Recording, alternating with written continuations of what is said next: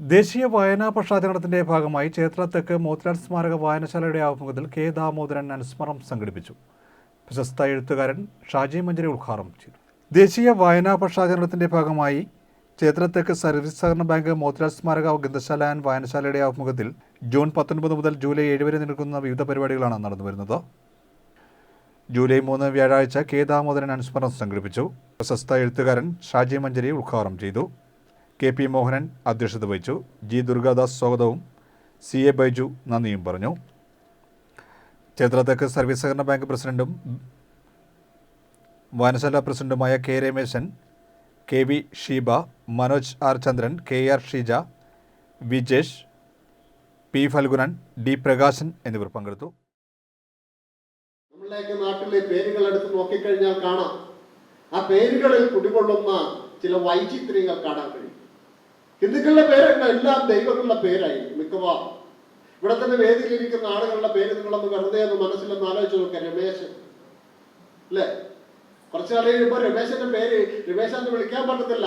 കാരണം എന്താണ്?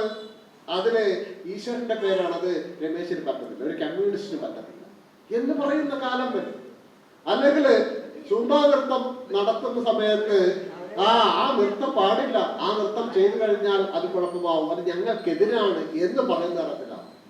അപ്പൊ പാഠഭാഗം വായിക്കുമ്പോൾ ഇന്ന് ജാതിയോ മതമോ ആണ് അതിലെ പ്രശ്നമായിട്ട് ചർച്ച ചെയ്യപ്പെടുന്നത്. ഒരു കാലഘട്ടത്തിൽ നമ്മൾ പൊരുതി നേടിയ നവോത്ഥാന മൂല്യങ്ങളെല്ലാം നഷ്ടമാവുകയും പകരം നവോത്ഥാനത്തിൽ നിന്ന് വീണ്ടും പുറകോട്ട് പോവുകയും കൂരിരുട്ടിന്റെ അന്ധകാര തമസിലേക്ക് ജനങ്ങളെ കൊണ്ടുപോവുകയും ചെയ്യുന്ന രാഷ്ട്രീയ സാഹചര്യം ഇന്ത്യയിൽ മുഴുവൻ നിലനിൽക്കുന്നു. അവിടെയാണ് പാഠഭാക്കി ചർച്ച ചെയ്യപ്പെടുമ്പോൾ ഇത്തരം കാര്യങ്ങൾ കൂടി ചർച്ചയ്ക്ക് വിഷയമാക്കേണ്ടത്. അങ്ങനെ ചർച്ച ചെയ്യുമ്പോഴാണ് നമ്മുടെ ഈ സദസ്സിൽ വന്നിരിക്കേണ്ട യുവതലമുറയിൽ ഒരു 18, 19, 20 വയസ്സുള്ള കുട്ടികൾ വരേണ്ടത്. അവരുടെ മനസ്സിലാണ് വിദ്യാഭ്യാസ കാലം മുതലേ ഇത്തരം ജാതി ചിന്തകൾ അടിച്ചേൽപ്പിക്കുന്നത്. നമ്മളൊക്കെ അതിനൊക്കെ ഉപരിയായി കഴിഞ്ഞു എന്നാണ് എൻ്റെ വിശ്വാസം. എന്നാൽ ജാതി ചിന്തകൾ രൂഢമൂലമാക്കി ഒരു കുട്ടിയിലേക്ക് ഞാൻ ഹിന്ദുവാണെന്നും ഞാൻ ക്രിസ്ത്യാനിയാണെന്നും ഞാൻ മുസൽമാനാണെന്നും ഞാൻ യഹൂദനാണെന്നും ഒക്കെ പഠിപ്പിച്ചു കൊടുക്കുന്ന മതബോധത്തെ തകർത്ത് ജാതിക്കും മതത്തിനും അതീതരായിട്ട് കുട്ടികൾ വളരേണ്ടതുണ്ടെന്നും അവരുടെ സമൂഹം എന്ന് പറഞ്ഞാൽ വിശാലമായ ലോകമാണെന്നും